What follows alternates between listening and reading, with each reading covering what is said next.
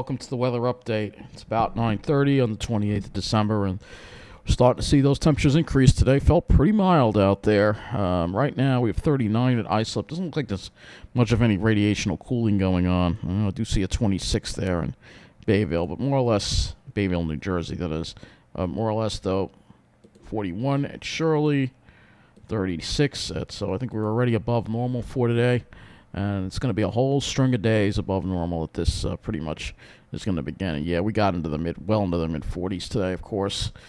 So let's take a look at our highs and the lows.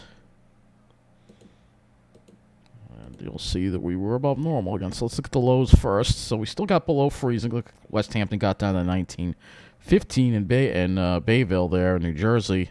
So New Jersey Pine Barrens also had radiational cooling. Well, it's probably the last time they're going to see the teens, and the last time we will even see probably below freezing. You can see lows were generally in the mid-20s. I don't think we may get below freezing tonight. I don't know, but I don't have confidence in that. You can see highs in the mid-40s on Long Island. Look at that, around 50 in Jersey. So, yeah, it's warming up already, unfortunately.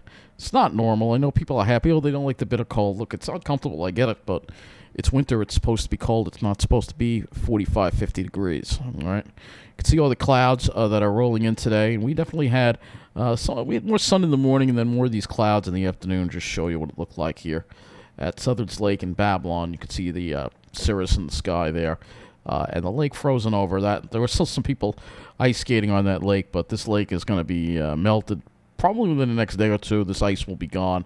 It'll be a distant memory as the warmth comes in. Picture of tonight of Mill Lake and Montauk. You can see a little bit of ice there, but again, it's all going to be melting. You can see it's already starting to melt already. So probably by Friday it should be completely gone, or more or less gone already. So there are the clouds there coming in, and they were just, over the ridge kind of clouds you get when you're in this ridge pattern.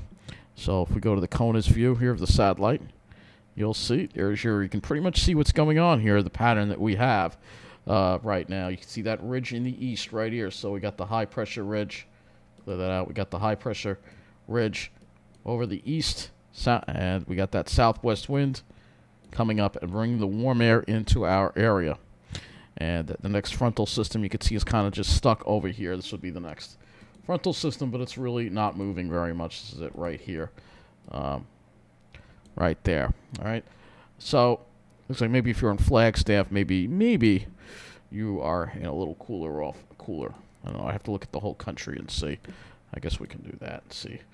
Let's see what the highs were across the country to kind of zoom this out. This might be too much for this thing, though.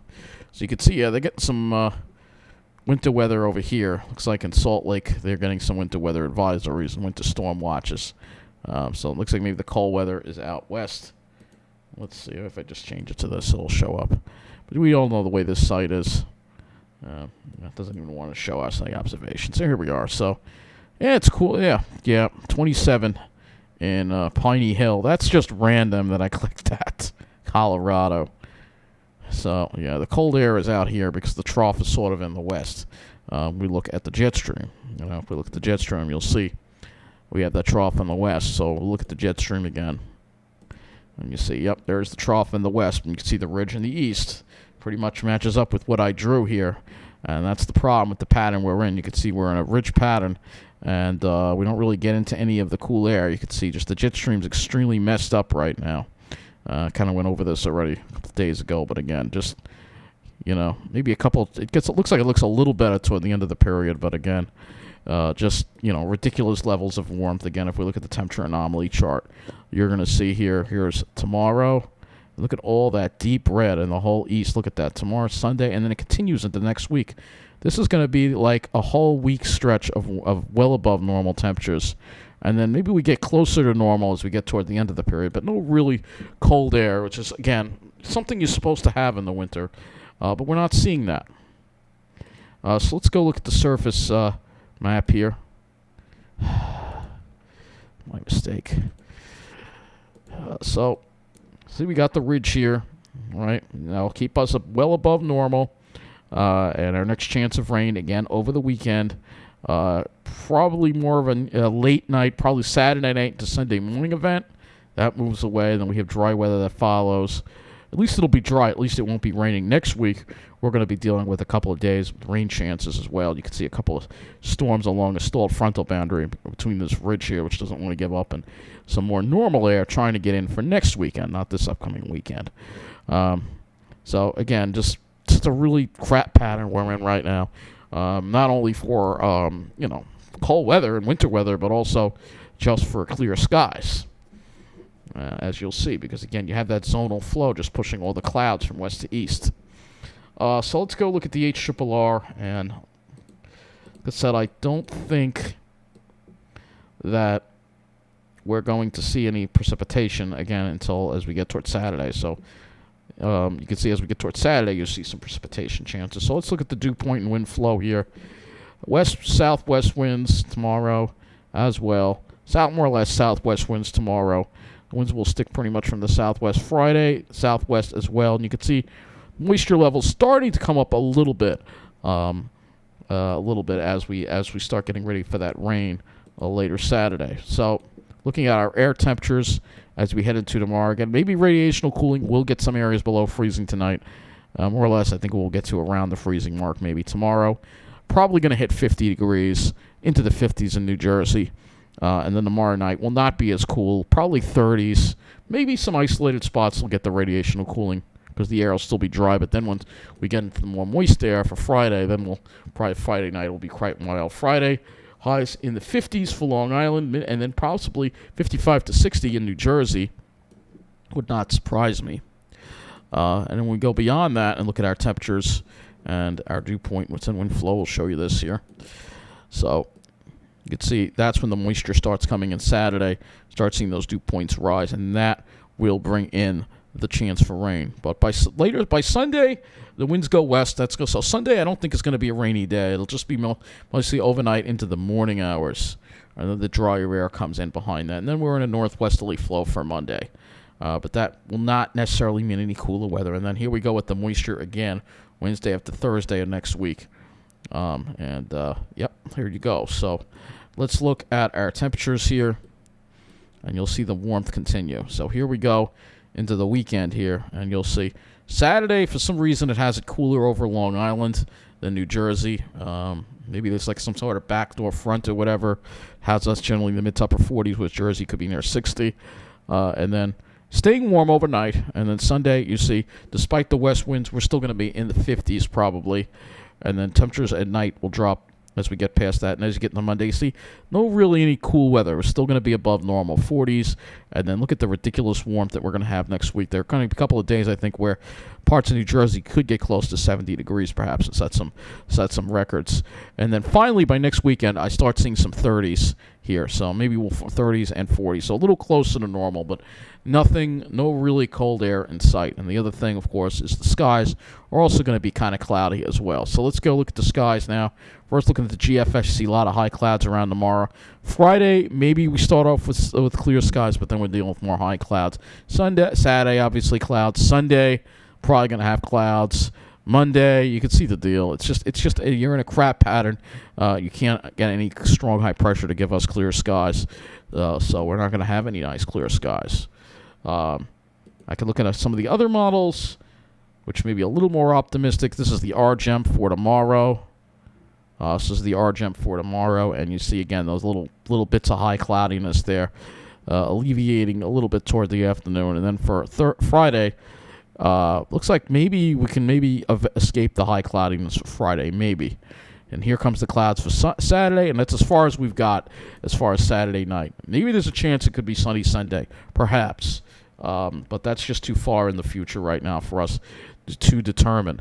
One thing we can do, because the RGEM will show, at least some of these models will show the rain aspect of things. So this is, again, the rain, and unfortunately, this model seems to want to bring the rain in. This is the RGEM, which I really don't like using. It brings the rain in Saturday afternoon. It doesn't look like heavy rain, but still, for New Year's Eve, rain on New Year's Eve is a real bummer, especially for the people who want to celebrate outside. FV3, I don't think that's going to go far enough. NAM 12, maybe that one goes far enough. If I use the 18Z run, maybe. Yeah, it sort of does. So you get an idea that the rain is going to move in, probably more toward around New Year's Eve. So unfortunately, you're going to have another wet New Year. Just ridiculous with the rain. It seems like we can't go 1 week without another big rain event. It's unbelievable. So let's lastly go and look at a couple of other things here. Let me go look at the sea ice extent, which is something that I wanted to show you as well. Actually, before I do that, I just want to show you the Northern Hemisphere. So let me go back to the GFS here.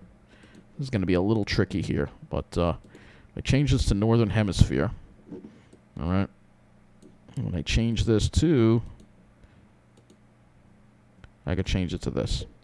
Is that the one? No, this is the one.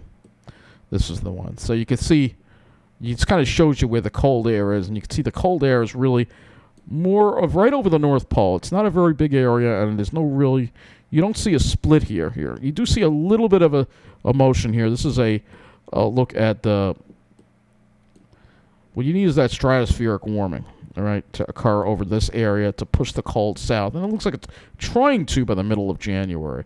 It's trying to. Whether it will actually succeed or not is another story. So let me now show you your temperature anomaly, actual air temperatures. Okay, we'll do this just to show you where the cold air is. All right, just forward this through here. All right, so you see the cold air is pretty much confined to Siberia, the Arctic Circle, Greenland, but that's it. And a large part of Canada also dealing with above normal temperatures. But as you see, it tries to get into Canada, but still very strange jet stream pattern. Again, if I go look at the jet stream pattern here, show you for the whole globe, you'll see just a very odd, look at that fire hose. And this is what's killing us right now. If you look over here, you see this. If you can see that or not. You see this.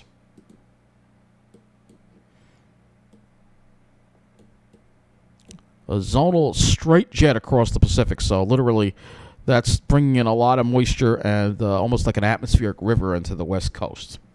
All right, and when you have that kind of set up, that does not allow the cold air to come in, basically. So that's the problem we have. It's very unusual to see this jet stream look like this. This is very messed up, but it's all, again, part of what we're doing to the planet. So let me now go, lastly, and look at the sea ice. All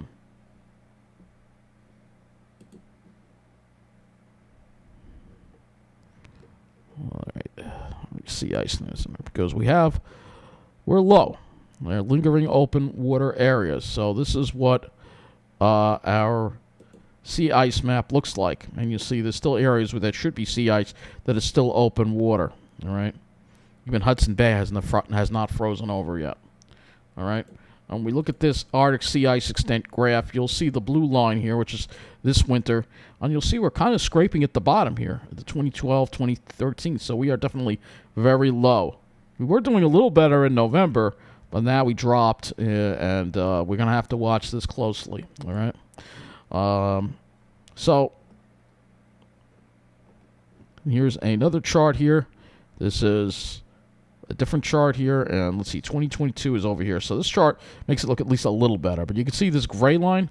This is where we're supposed to be with Arctic sea ice. So Arctic sea ice still below normal. Warm conditions prevailed in the North Atlantic and over northwestern Europe, and Greenland as well. We're going to talk about that too as well, because why not? We will talk about Greenland. So let's see how Greenland is doing right now. Greenland ice sheet today. Let's see. That's Antarctica. Where is Greenland? All right, let's see Greenland here. Record September. While much of the 2022 Greenland's melt season was near average, September set records for high temperatures, melt extent, and ice loss. So there you go. Greenland not doing very well. So this is all, again, part of our changing climate here.